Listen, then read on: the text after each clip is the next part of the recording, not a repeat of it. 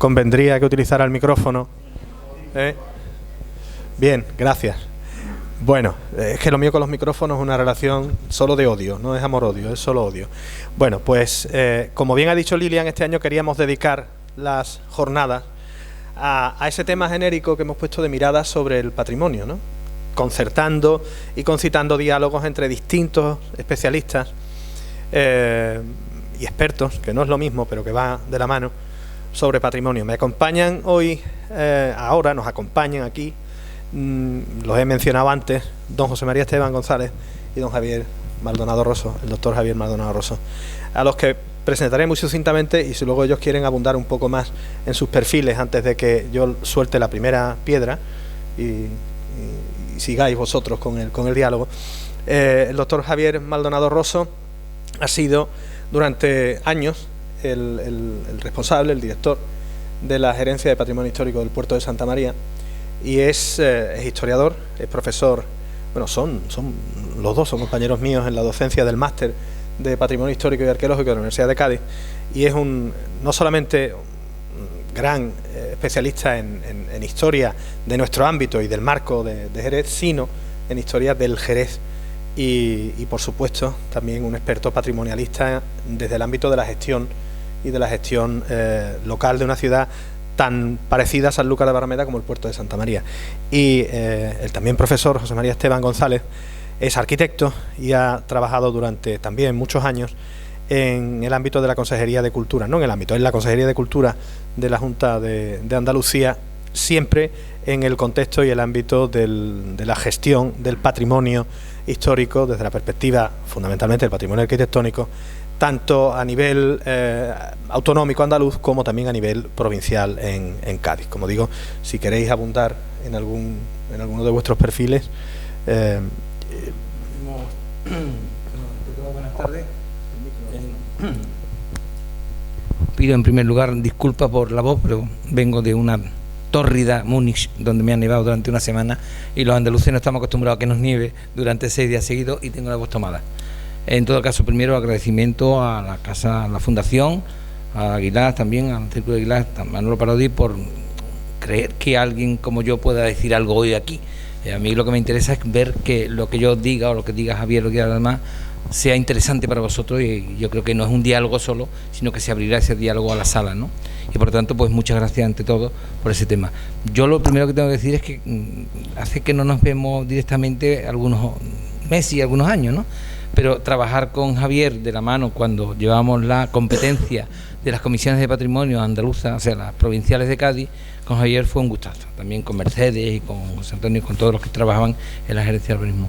Y decidir qué se hacía o qué no se hacía en la ciudad es una competencia muy fuerte y muy dura, que seguramente salga en los renglones de este diálogo. Y simplemente agradecer que estéis aquí y, bueno, a ti sobre todo, Manolo, por tu generosidad. Buenas tardes. Muchas gracias también a la Fundación, a la asociación, a ustedes por su asistencia. Mi experiencia en el ámbito del patrimonio histórico fue más bien desde el punto de vista de historiador que de gestor, porque en el Centro Municipal del Patrimonio Histórico, que era el órgano municipal del que yo fui director durante años y posteriormente también del Museo Municipal, no teníamos competencias urbanísticas, teníamos competencias de investigación, de documentación, de estudio. Entonces yo siempre, digamos, que he actuado como historiador, más que como gestor del patrimonio histórico, ¿no? Y bueno, es desde esa perspectiva desde la que podré decir algo esta noche al hilo de lo que se nos plantee. Muchas gracias, Javier y José María. Por empezar, por alguna parte, el binomio patrimonio arquitectónico, patrimonio monumental y urbanismo es un problema irresoluble, es como el final de la película Casablanca, el inicio de una gran amistad que luego parece que nunca se termina de materializar, o es algo inexorable? Bueno, para empezar habría que... Yo intenté hacer unos renglones y escribir unos renglones, incluso para que se queden, o si hubiera actas o lo que sea de estos diálogos, y hacer el relato histórico de Patrimonio y Ciudad no es sino el relato de cómo una unicidad de un poder que forma un monumento, que es la nobleza fundamentalmente, y los que dirigen las ciudades, se va derivando hacia un disfrute de la colectividad que lo recibe, que es la ciudadanía. Yo creo que todo el debate histórico del patrimonio y ciudad ha sido ese gran debate entre lo que es el poseedor propietario, sea noble o sea iglesia, en este caso.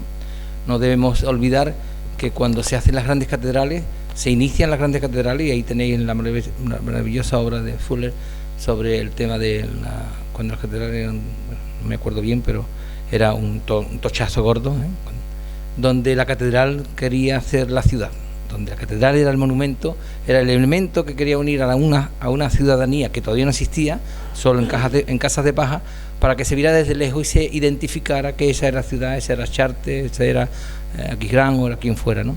Y como de ese elemento se va formando la ciudad. Luego iremos hablando, porque es complejo. Yo quiero únicamente hacer un pequeño resumen muy rápido.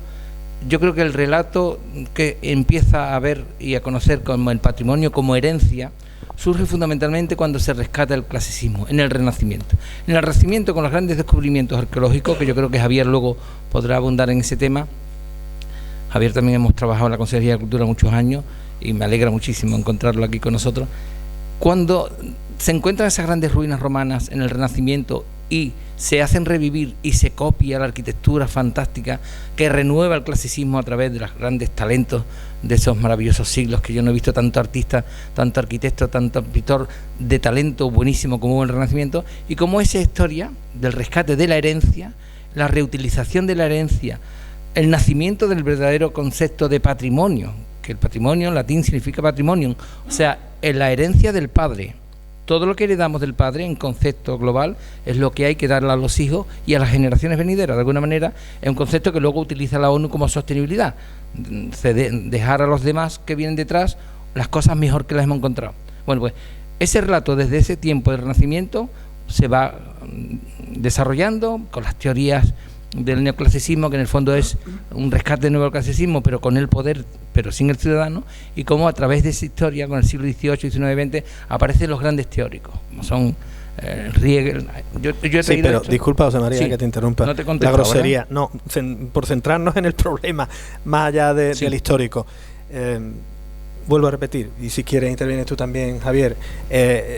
La dicotomía monumento-urbanismo, aparte del histórico interesantísimo de la cuestión, ¿es el problema o es la solución? ¿Es algo inevitable que haya conflicto entre el desarrollo urbanístico de las ciudades y el patrimonio histórico de las mismas? ¿O son conflictos que no son reales o los estamos viendo?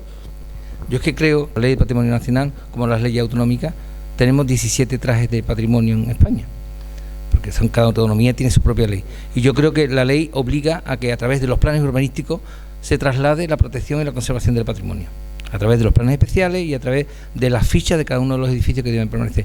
No es una dicotomía. Para mí el gran debate está en cómo se puede delegar todo el poder en los ayuntamientos, que al final son los receptores de esa competencia, si no hay medios para asumirlo. Bueno, yo también estoy de acuerdo en que esa dicotomía es histórica, ¿sí? Las ciudades, desde el inicio del urbanismo, están formadas por edificios, digamos, normales y edificios singulares, y también monumentos propiamente dicho. El término monumento es sobre todo una construcción escultórica o arquitectónica que quiere celebrar, conmemorar algún acontecimiento, etcétera, ¿no? Y luego se traslada también a edificios que tienen una particular singularidad. Nosotros siempre hemos hecho hincapié en que el patrimonio histórico tiene varias facetas, ¿no?, que aquí se van a tratar.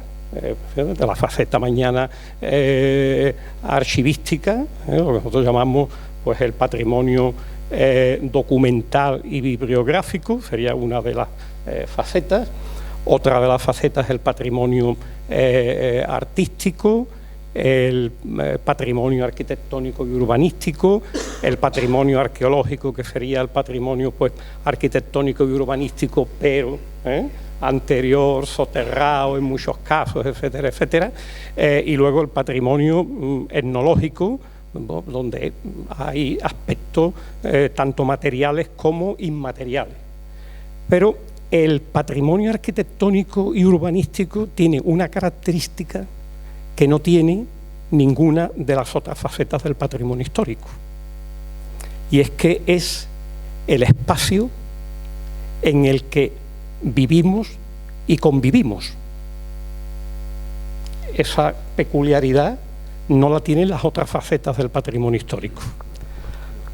Y como todo espacio de convivencia, pues es también un espacio de colaboración y de conflicto.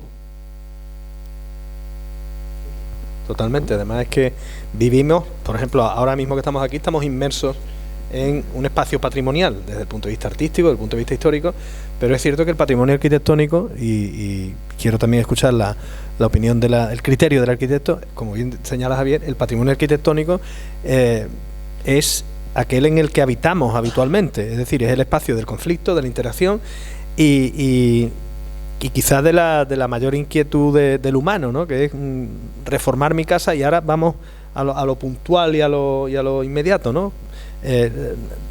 La obra como conflicto, ¿no? La intervención desde cero como conflicto en el patrimonio. Cómo armonizar lo nuevo con lo antiguo. Yo quisiera meter aquí una cuña de debate. Para mí, como arquitecto y urbanista que soy, el crecimiento de la ciudad se hace de una forma normal. Es un río, es un puente, es un camino, es una encrucijada, lo que sea. El humano que habita esa ciudad, el ciudadano, genera productos arquitectónicos de interés, el poder, la iglesia y esto. Y en la medida que esa urbe, esa ciudad va avanzando y creciendo, hace suyo o no los elementos que cree que identifican a esa ciudad, identifican a ese colectivo e identifican a esa ciudad. Si los ciudadanos quieren que permanezca un tipo de edificio, al final ese tipo de edificio genera el patrimonio. El patrimonio es aquello que la ciudad decide que permanezca en el tiempo como valor de identidad, fundamentalmente de autenticidad de la ciudad, y como una herencia que hay que mantener para que los demás sepan cómo vivieron, cómo lo realizaron, el trabajo que costó o las circunstancias sociales y artísticas por las que fluyeron ese edificio, y ese edificio como herencia conservada en el tiempo en la ciudad se convierte en patrimonio. La dualidad patrimonio y urbanismo podríamos entenderla como bien ha dicho Javier, y entramos en debate, como inexistente, porque yo creo que una cosa es la ciudad y otra cosa es el patrimonio, y hay ciudades casi convertidas en patrimonio único a través del largo tiempo que hace que el crecimiento de esa ciudad ha sido bello, cuidado, estético, potente en cuanto a durabilidad. Yo soy de los que dicen que la arquitectura moderna de los nuevos edificios tiene muy poca durabilidad, y la restauración y el mantenimiento de esos edificios con el docomomo y eso va a costar mucho dinero. Entiendo que hay edificios modernos que hay que mantenerlo como monumento, lo que hizo Corbusier, lo que hizo muchos grandes arquitectos modernos, pero fundamentalmente la ciudad hizo edificios para que permanecieran, sobre todo potentes y duros, y creo que de alguna manera esos monumentos, esos edificios, esas ciudades permanecen, y las reglamentaciones que se han hecho sobre ellos a posteriori, esas reglamentaciones, y pegamos un salto y me voy a la ley republicana del 33, que ha sido la mejor ley de patrimonio que haya existido en este país. Hubo reglamentaciones anteriores y ha habido posteriores, pero para que una ley republicana fuera mantenida y defendida por la autarquía franquista, ya era buena la ley. Hasta el 85, de hecho. Hasta el 85. La ley del Tesoro Histórico Nacional, y desde el 33 hasta el 85, con una reforma en el 55, bueno, solamente. Pues que sepamos que esa ley es la que hizo declarar monumentos el 95% de los monumentos declarados actualmente. Desde el 86 hasta ahora se han vuelto a declarar muchos monumentos.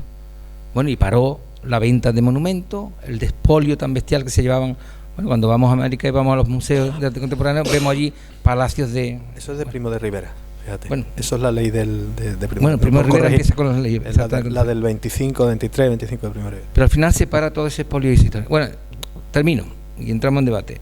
Patrimonio es una herencia y ciudad es un concepto urbanístico de crecimiento que genera.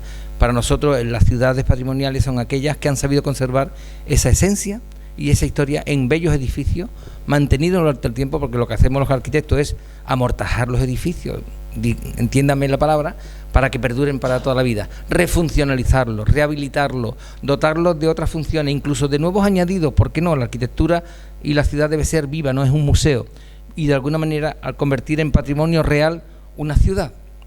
Pero, ojo, no convirtamos las ciudades en museos, no, los ciudadanos son autores vivos, continuos, y generan ciudad continuamente. En los cascos históricos y en los ensanches, tanto derecho tiene el arquitecto moderno a generar una arquitectura del siglo XXI en el casco histórico, al lado de una catedral o lo que sea, cuanto en el ensanche. Lo que ocurre, y ahí es el gran debate de las comisiones de patrimonio y los que hemos tenido que controlar que se aprobara un edificio, es cómo hay que hacer las cosas, que no se puede tomar el lápiz de ningún compañero, que el proyecto es libre, que no hay instrucciones de creación, que sobre la creatividad no podemos establecer normativas, y sí podemos intuir lo que se llama que no chirríe dentro del entorno, que se adecue el entorno, que sea respetuoso con las líneas que hay urbanísticas y etc. Pero incluso decía que incluso en lo funcional, en ámbito local, no quiero emplear demasiado la palabra conflicto, pero hay cuestiones de fricción entre, y me refiero a la administración local, en los espacios de la administración local, entre los ámbitos de cultura y de urbanismo, porque las competencias en materia de patrimonio suelen estar recogidas por los ámbitos municipales de urbanismo frente a las concejalías de cultura, que no son las que suelen ejercer esas competencias, salvo casos muy puntuales, con excepciones y en materias muy determinadas. Entonces ya eso, en el ámbito de la gestión local, crea incluso conflictos de interpretación y de inteligencia de las cosas por la ciudadanía.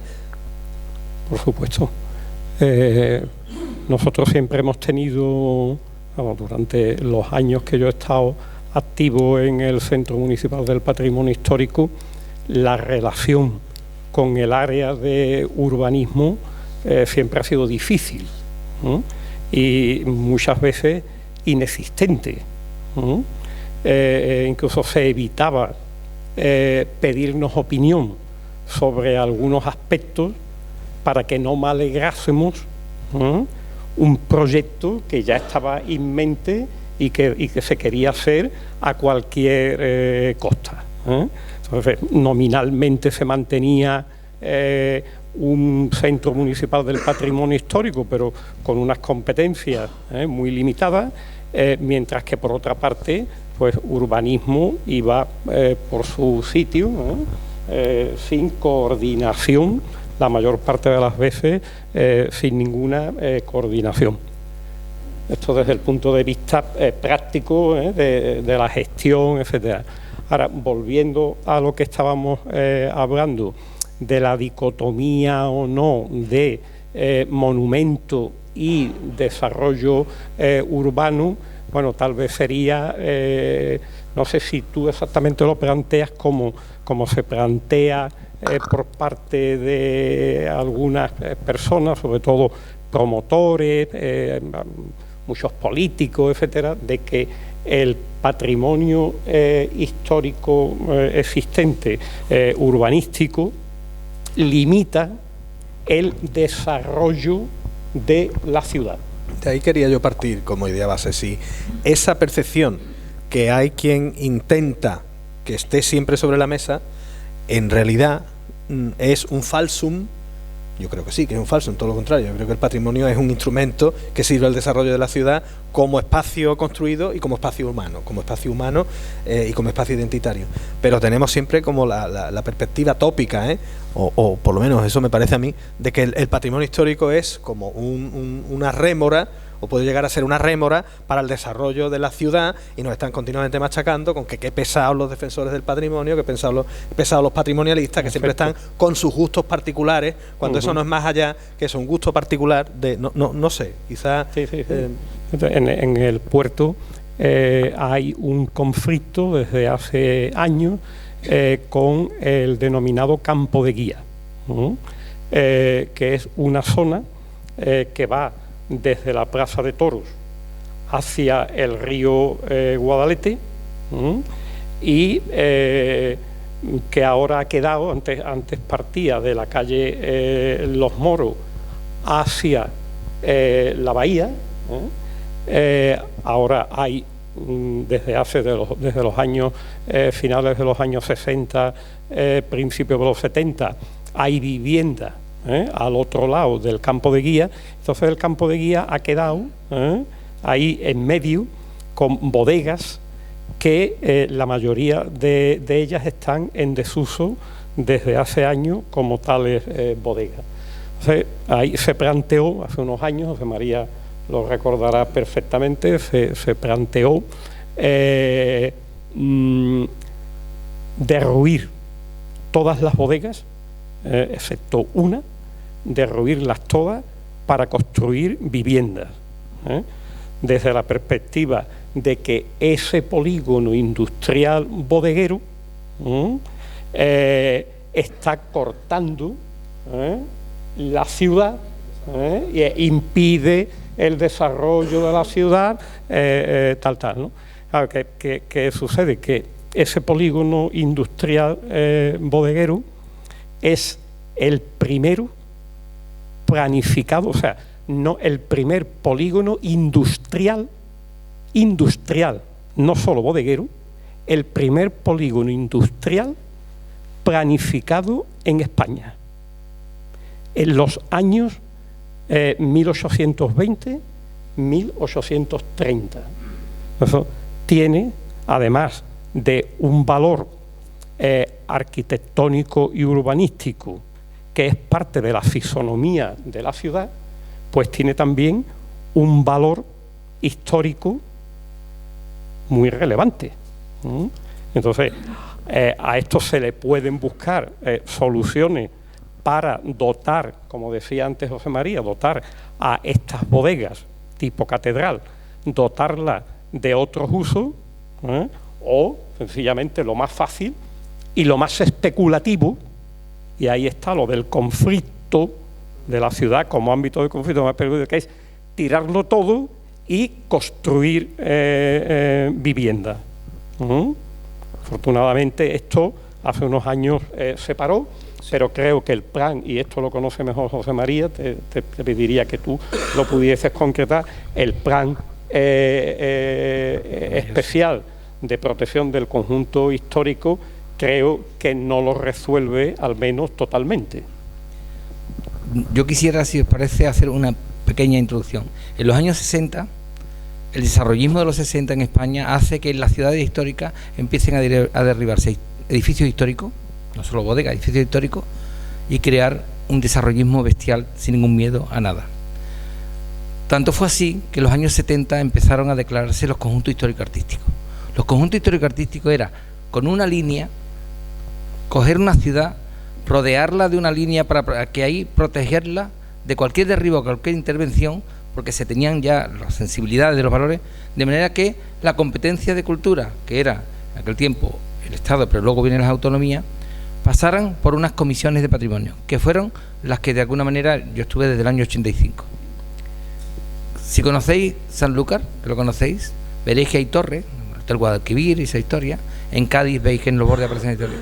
Gracias a la declaración de zona histórica artística, separaron todas esas historias. Separaron esas historias porque estaban cargándose del patrimonio histórico.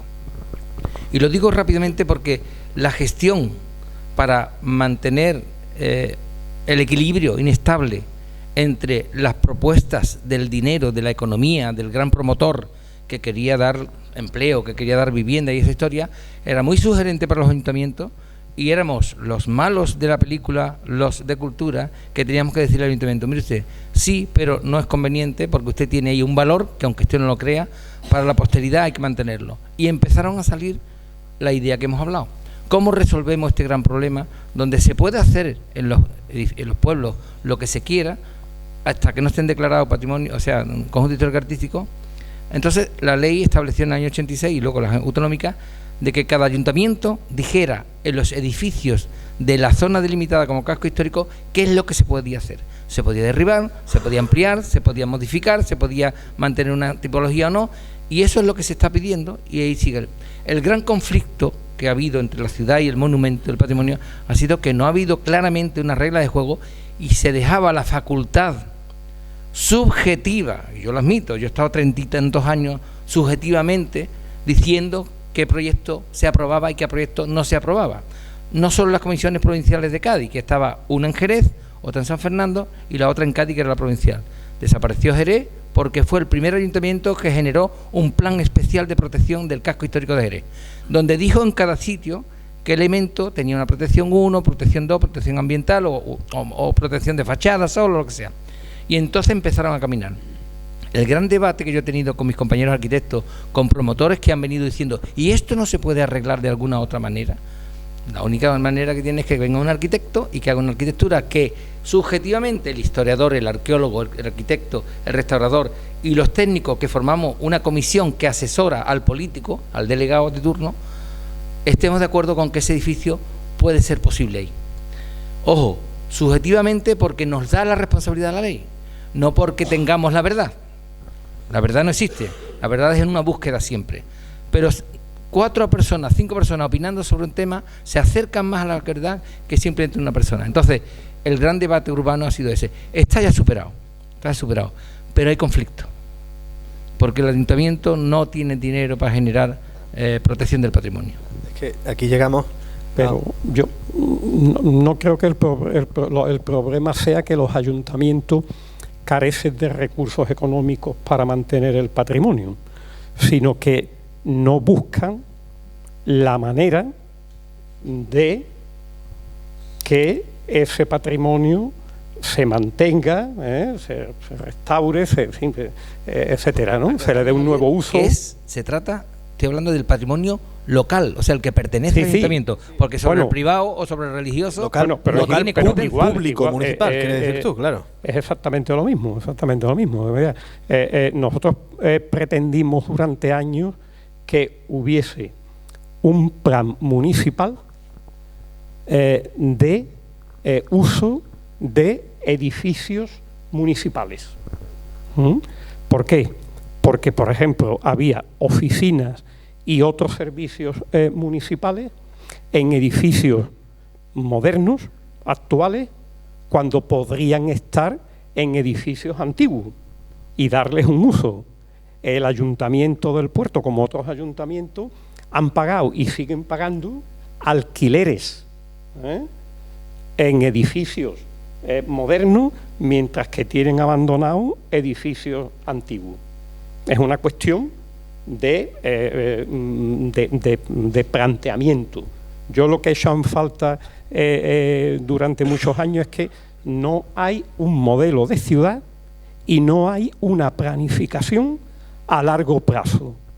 Cada corporación que entra llega con sus ideas o sus no ideas, porque hay quien no tiene ideas, y llega diciendo aquí qué es lo que se hace, porque no sabe lo que hacer, porque no lo ha planificado anteriormente, y esta es la realidad. Es tremenda, pero es que esta es la realidad. No afecta solo al puerto de Santa María. Es la realidad, claro, ya lo sé. Es universal, ya lo sé que lo sabes. Porque yo conozco bien lo que he vivido. Entonces, lo que una ciudad tiene que tener, por encima de las distintas corporaciones, es un modelo de ciudad. Eso se tiene que consensuar. Y si no, es un fracaso de la ciudad, de los partidos políticos, de los gestores. Tiene que haber un modelo, un proyecto. Y en ese proyecto se va avanzando. Bueno, este edificio, señores, va a tener tal uso, pero no lo vamos a poder acometer hasta dentro de X años. Pero sabemos a qué se va a dedicar. Ahora, hoy se piensa una cosa, cambia la corporación mañana y dice que aquello, como el anterior partido dijo que era para tal cosa, pues ahora tenemos que cambiar para que sea para tal otra, porque no vamos a decir lo mismo. Tenemos que estar en contra, porque parece que esa es la esencia, estar en contra en vez de tener un consenso de ciudad, estar en contra de. Y entonces, claro, así no se va a ningún sitio. Ese es realmente uno de los mayores problemas existentes en la gestión del patrimonio histórico y en la construcción de la ciudad.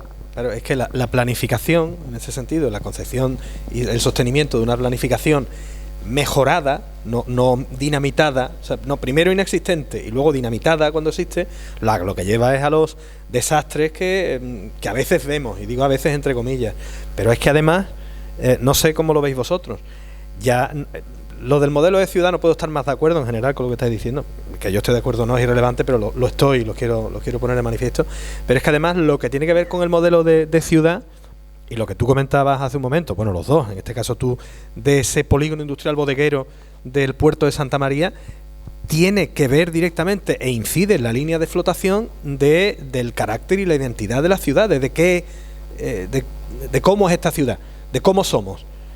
No estamos hablando del espíritu de los pueblos, pero sí de la identidad. De su historia. Claro, de su historia. Llega un momento en el que se hace incompatible. El tema, y yo escribo mucho sobre estos temas en diarios y eso, y resulta que siempre le pedimos a los gobiernos que tengan un proyecto de ciudad. El proyecto de ciudad se marca en el PGO, en el Plan General de Ordenación Urbana, o la norma subsidiaria, o la figura de planificación que tenga, o su plan especial de protección. El problema no es solo que lo que hace el otro no está bien, aunque esté bien, como ha dicho Javier, con toda la razón. Somos en ese aspecto cainistas, en este país lo estamos viendo todos los días, no vamos a hacer hoy escuchas de esas cosas, pero creo que de alguna manera existe ese proyecto de ciudad por cada uno de los gobiernos. El problema es la falta de continuidad en el proyecto de ciudad patrimonial. Yo no entraría en los ensanches o que en el terreno como antiguamente. ¿Cuál es el terreno del alcalde? Pues ese lo calificamos. ¿Cuál es el terreno del concejal? Ese lo calificamos. Ya eso se terminó, gracias a Dios, aunque hay tanta ley del suelo que ya no hay nadie que controle qué hay que hacer en el suelo.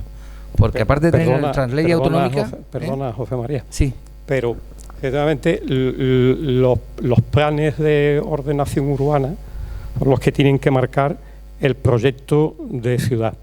Pero, normalmente, sobre ellos no hay consenso. Se hace durante un mandato, y luego no hay consenso. Se mantiene, porque si se puede cambiar, se cambia, etcétera, etcétera. Pero yo veo también un cierto problema, un cierto vicio en cuanto a que hay empresas urbanísticas especializadas en la redacción de proyectos de ordenación urbana que van copiando un plan de otro. Nosotros en el Centro Municipal del Patrimonio Histórico corregimos de uno de los proyectos de plan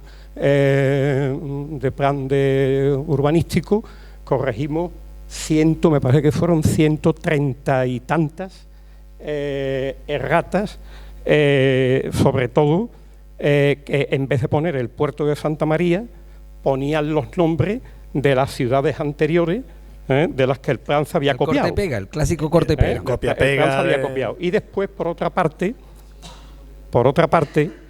resulta de que esas empresas arquitectónicas o urbanísticas, demás, pues son juez y parte. Hacen los planes y luego ejecutan a orden de algunos promotores privados. Entonces, ¿hasta qué punto el planeamiento corresponde a los intereses de la ciudad y hasta qué punto no? El último plan de ordenación urbana del puerto, que ahora está suspendido y se está haciendo tal, en el año 2012 me parece que era, estimaba que en 2020 el puerto tendría 140.000 habitantes y no llegamos a los 90.000. Y sobre eso estaba hecho el plan de ordenación urbana. aparte de no tener calificación ambiental, Javier, etcétera, etcétera, por lo que cayó. ¿Cuántos años se ha llevado para hacer el plan especial de protección del casco histórico del puerto de Santa María? Los ayuntamientos sucesivos de 20, 30 años, los planes especiales es imposible. tienen razón. A mí me han dicho políticos, no nos interesa tener un plan, porque así podemos hacer lo que nos parezca mejor. A mí lo que me preocupa es que no se haga una política de inversiones y de generación de empleo y de vivienda en los planes, y eso lo decide cada gobierno con su ideología. La más liberal es más liberal, y la más constructiva es más constructiva, y la más progresiva es la más progresiva. A mí lo que me preocupa es lo que se hace, es lo que estamos hablando hoy del patrimonio. Entonces, en ese aspecto, el gran problema que tenemos los patrimonialistas es que no se pueden formalizar voluntades políticas sobre el patrimonio. El patrimonio es algo que no debería tener una ideología, pero sobre el patrimonio también se plantean ideologías. Ideologías tan graves como hablar de la aduana vieja de Cádiz como edificio franquista, donde yo me opuse a que se tirara porque un edificio no es franquista. Un edificio será neoclásico, será romántico, será neogótico, lo que tú quieras, pero un edificio franquista, yo he vivido la época de Franco, mucho tiempo. En el 77 yo terminaba la carrera y Franco murió en el 75, y yo tuve cursos de un mes, un mes de curso, no había otro. Bueno, me refiero, no podemos achacar a la política las historias. Por eso yo creo que las leyes de patrimonio se fijaron bien, y en eso no erraron, en establecer los criterios clásicos sobre papel escrito que vincularan a cualquier ayuntamiento que viniera, con la ideología que viniera. Por eso están los planes especiales de protección en el casco histórico, que tampoco se cumplen, porque como dependen de la Comisión Municipal de Patrimonio, dirigida por el concejal de urbanismo, hay promotores o hay propietarios que se les deja pintar de rojo y hay propietarios que no se les deja pintar de verde, y al final estamos en lo mismo. Pero cuanto más claro sea el plan especial de protección, menos subjetividad tendremos los técnicos que llevan a las comisiones y llevan a esos estados. Y a mí me preocupa llegar al máximo de objetividad, pero también es verdad que la competencia hace que las personas que hemos opositado y que tenemos un caché y que deberíamos de tener una magnífica formación, porque para tener la responsabilidad de decidir en esos aspectos hay que tener una excelente formación y una excelente independencia, sobre todo de criterio, cada vez se mejora ese aspecto. Y yo veo que en las comisiones de patrimonio, yo ya no pertenezco, pero he estado en la Comisión de Patrimonio de San Fernando, en la de Cádiz, además como miembro de la universidad, luego yo pasé a la universidad.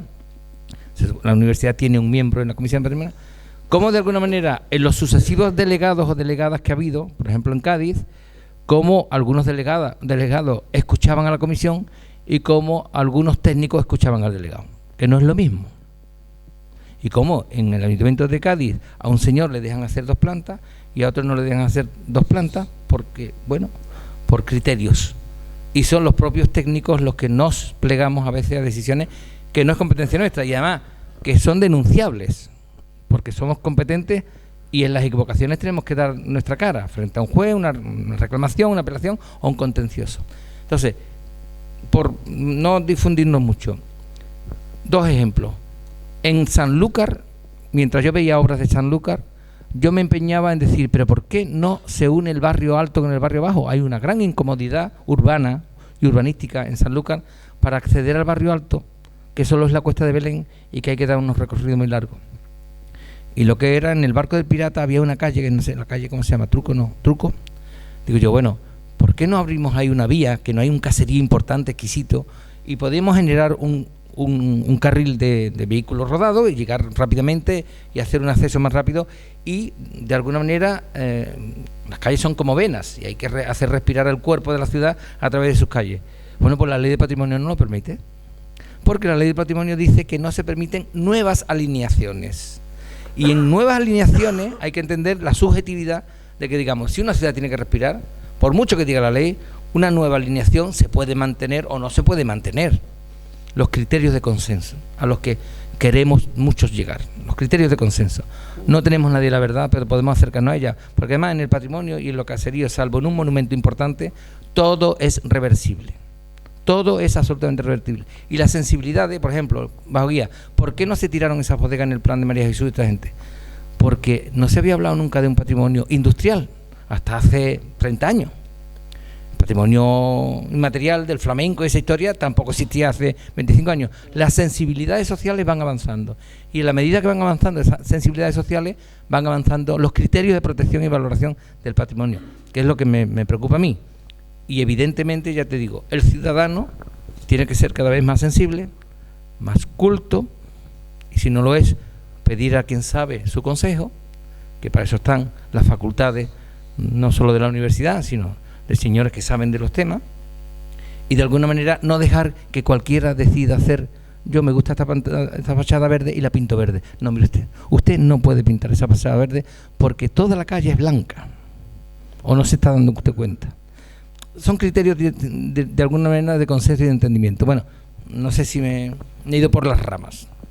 No, tú querías decir algo antes, hace un momento, ¿no? Querías... Bueno, verás, lo que quería era, volviendo a este tema, en fin, a esta, no sé, supuesta dicotomía entre edificios singulares y edificios comunes, por llamarlo de alguna manera, ¿no? O entre lo que es el caserío, la mayor parte del caserío, y los edificios más sobresalientes. Yo creo que, bueno, es lógico que no toda la ciudad histórica se puede mantener, como de hecho no se mantiene en la mayoría de los casos, porque tiene que haber una sustitución, sobre todo del caserío, para adaptarla a los avances, las comodidades que no existían antiguamente y que se van desarrollando, y por lo tanto pues hay una sustitución, una renovación o una extensión superficial de la ciudad, ¿no? Estas son las maneras en las que la ciudad tiene de desarrollarse. Pero en el sentido, yo reivindico de medida el valor del monumento. O sea, creo que no porque durante un tiempo se haya prestado más importancia al monumento que al resto, que al caserío, hay que achacarle al monumento la responsabilidad, ¿no? El monumento no la tiene, la tiene nuestra concepción, nuestra percepción del asunto, no el monumento. El monumento es monumento porque, como ha dicho al principio José María, a través del tiempo se mantiene. Se mantiene porque tiene unos valores que son socialmente reconocidos. Bien tiene un valor artístico, un valor histórico, un valor simbólico. En ese sentido, pues hay que mantenerlo. Por supuesto, si tienen que cambiar de uso, pues tienen que cambiar, porque además, cuando los edificios están vivos, suelen cambiar de uso y se suelen hacer en ellos obras, ampliaciones, rehabilitaciones, modificaciones, etcétera. Cuando estos edificios resulta que ya no están vivos para el uso para el que se crearon, parece que hacer cualquier cambio es una profanación, yo digo un patrilegio, porque porque claro, parece que es un sacrilegio que hagamos un cambio en el edificio. No, los edificios, nuestros antepasados que los construyeron para una función, los fueron modificando, y vemos la historia de todos la mayor parte de los edificios históricos que tienen sus modificaciones. ¿Por qué no vamos a seguir modificándolo? Manteniéndolo en esencia, podemos seguir modificándolo. Y sobre todo, que es a lo que nosotros más nos dedicamos en el Centro Municipal del Patrimonio Histórico, fue a estudiar los valores y sobre todo la simbología de algunos edificios sobresalientes. El Monasterio de la Victoria, por ejemplo, que es el que está pues allí cercano a la estación del ferrocarril en el puerto, este edificio que es de principios del siglo XVI, de 1504, cuando empieza a construirse, descubrimos que tiene un valor histórico y simbólico enorme. Se venía diciendo desde hacía muchas décadas que los Medinacelis lo habían construido como panteón familiar.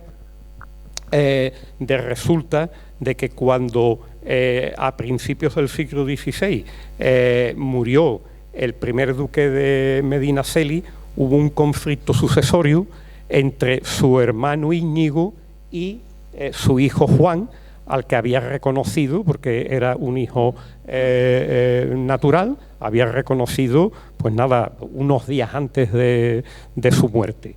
Y los monjes del monasterio de Huerta, en Soria, que es donde estaba el panteón de los Medinaceli desde el siglo XII, estos monjes se pusieron del lado del hermano de Luis de la Cerda, de Íñigo, contra el hijo recién reconocido Juan de la Cerda. Los reyes católicos intervinieron, respetaron la voluntad del primer duque y quien le sucedió en el ducado fue su hijo y no es su hermano. Y parece que ahí pues, los duques decidieron fundar este otro panteón familiar en el puerto, en el monasterio de la Victoria. Sin embargo, nosotros investigamos y pudimos llegar a la conclusión, sabemos hasta qué punto del todo cierta, porque claro, hay algunas que son elementos que son hipótesis, pero que la decisión de fundar ese monasterio fue anterior, muy anterior, aproximadamente unos 8 o 9 años antes de la muerte del primer duque Luis de la Cerda, sobre todo que esa fundación que fue para mínimos de San Francisco, para la orden de mínimos de San Francisco, el duque de Medinaceli y los reyes católicos consiguieron del Papa Alejandro VI que fuese nombrado su vicario, Fray Bernardo Éboli, fuese nombrado superior de la misión de Indias en marzo del año 1493. Y que el duque de Medinaceli, lo interesante, es que acogió a Cristóbal Colón durante los años 1890 y 91 en su palacio en el puerto, y lo mandan a la reina Isabel la Católica. Le dice el duque de Medinaceli a su tío, el cardenal Mendoza: yo tuve a Cristóbal Colón en mi casa, lo mandé a la reina porque lo que me planteaba, aunque solo me pedía 4 o 5 galeras, es un proyecto de rey y no de señores.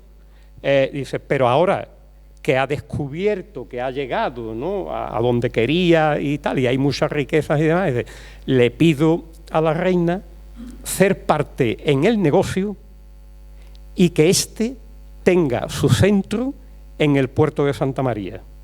Fíjense ustedes que el duque de Medinaceli lo que está viendo ya es el negocio americano,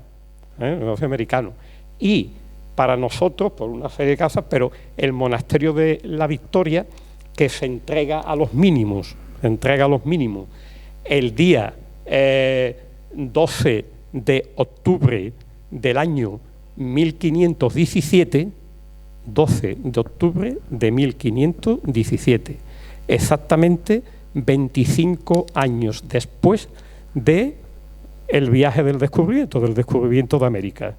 Que es una fecha que no es casual, sino escogida por el hijo para conmemorar al padre en ese inicio. Y el monasterio de Victoria, entonces, a nosotros se nos presenta como una fundación de los duques de Medinaceli para que fuesen con los mínimos el centro de evangelización, o mejor dicho, el monasterio centro de la evangelización del continente americano. Entonces lo que hemos pretendido es ir dando, conociendo y tratando de ver exactamente cuáles fueron las motivaciones de la construcción de algunos edificios que son monumentos y que tienen un valor desde todo punto de vista arquitectónico, histórico, urbanístico, simbólico, etcétera. Yo, a colación tuya, esto es un pequeño librito fantástico donde se establece el criterio que acaba de hablar Javier. Su señor se llama Alois Riegel. El micro, José María. Perdona. Este libro se llama El culto moderno a los monumentos. Está hecho en 1840 y tanto por Alois Riegel, que fue nombrado por el emperador director del Museo de Viena.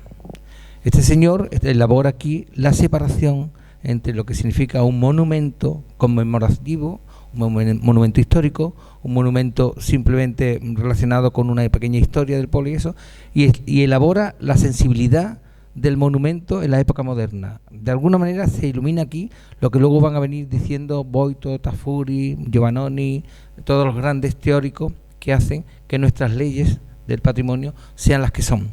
Unas leyes del patrimonio que no solo hablan del monumento, sino que hablan de lo que le pasa alrededor al monumento. Del conjunto. El tema del conjunto, tema de la ciudad, el tema medioambiental y el tema de la sostenibilidad, de qué agentes externos. Bueno, y un paso más.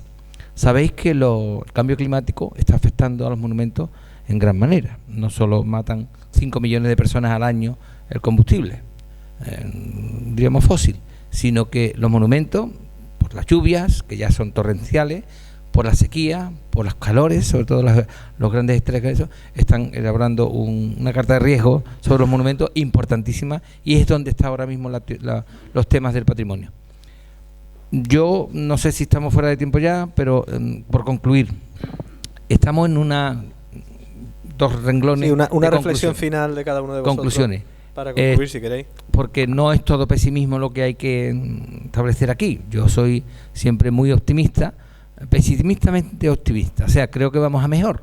Y lo que ocurre es que la banalización de la sociedad en cuanto a cultura, en una era tecnológica, porque esto es una era trágicamente tecnológica, donde todo viene a través de este bichito, el móvil que está por ahí, donde ya no se estudia, donde se hace copia y pega, donde no hay reflexión crítica, y tenemos que recuperar la formación de no un aparatito, sino de nosotros mismos. En la medida en que podamos superar los conceptos de que el patrimonio realmente es algo que nos supera y nos tiene que superar, y no es simplemente hablar del monumento. Bueno, hay gente que... Yo en Algeciras hice un diagnóstico y le pregunté a los chavales que cuál era el monumento que más les gustaba de Algeciras. En Algeciras sabéis que hay buenas iglesias y hay el monumento a Paco de Lucía. Ellos valoraban en Algeciras el monumento de Paco de Lucía, que está sentadito tocando la guitarra, como el gran monumento de Algeciras. Eso es lo que a mí me preocupa desde el punto de vista patrimonial, de que una ciudad valore no la muralla Meriní o lo que hay debajo del Hotel Doña Cristina, que es el Palacio de Almanzor, y muchas cosas que hay por allí, valoran esas cosas. Y eso es lo que me preocupa en nuestras nuevas generaciones, que esa formación, mejor dicho, de las nuevas generaciones, cuando valoren el patrimonio y lleguen a estar en los puestos donde estuvimos nosotros, tengan al menos una formación y una cultura para ser sensible a lo que puede pasar con nuestra herencia. Es lo que más me preocupa, porque a nosotros nos queda un cuarto de hora. Nosotros ya hemos hecho lo que hemos tenido que hacer, y yo cada vez que veo las casas que he mantenido y cuando yo he dejado hacer plantas encima y eso, aquí me equivoqué, pero por lo menos está vivo lo auténtico que estaba debajo. Eso por lo menos lo pude mantener. Le dejé una planta más, pero lo de abajo está. Y lo de arriba se puede quitar cuando quiera un ayuntamiento, lo que sea. Entonces, yo me preocupo únicamente de que seamos sensibles y nuestras generaciones sean formadas, sean críticas, sean independientes. En este mundo no se puede ser independiente, hay que tener ideología, pero independiente de la manera de patrimonio, que yo en el patrimonio no encuentro nunca una ideología. Por más que Terzagni hiciera un maravilloso palacio para el síndico italiano de los fascistas, o la mismo Mies van der Rohe hiciera un pabellón italiano en tiempo de los prenazis, y es maravilloso, no tiene nada que ver. Es arquitectura, es monumento, es ciudad, y esos son los valores objetivos que debemos de defender. ¿Tú quieres aportar alguna...? Nada, muy brevemente creo que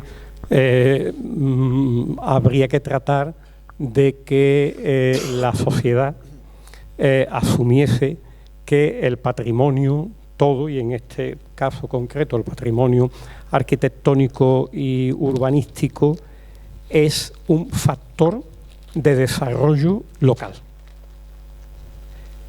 Digo desarrollo y no crecimiento. Desarrollo cultural, económico, de todo tipo. Hay que saber entenderlo y buscar las soluciones adecuadas en cada caso, pero es un activo. El patrimonio arquitectónico es un activo, un factor de desarrollo. Pues con ambas reflexiones nos quedamos agradeciendo la participación esta tarde de José María Esteban y de Javier Maldonado, a quienes ya insistiré para que pongan esas reflexiones negro sobre blanco o del color que queráis, pero sobre blanco, porque nosotros desde la Asociación de Amigos del Libro y la Fundación Medina Sidonia hasta el momento vamos cumpliendo nuestra amenaza de publicar las cosas que aquí se dicen. Siempre queda a criterio de los ponentes entregar o no su texto, pero en general somos muy afortunados con ello en líneas generales. Así que muchas gracias, Javier y José María. Yo os invito a que os incorporéis a la sala al tiempo que llamo al estrado a los siguientes ponentes.